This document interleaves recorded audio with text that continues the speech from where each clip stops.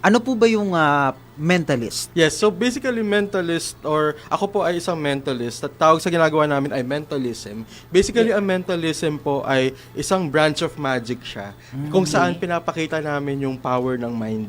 So, ang magic po kasi may iba't ibang branches yan like close-up magic, yung mga parang mga David Blaine kung naalala nyo siya, mga illusion like David Copperfield. Kami naman mga mentalist. Ang mentalist po, pinapakita namin yung kakayahan ng isip natin.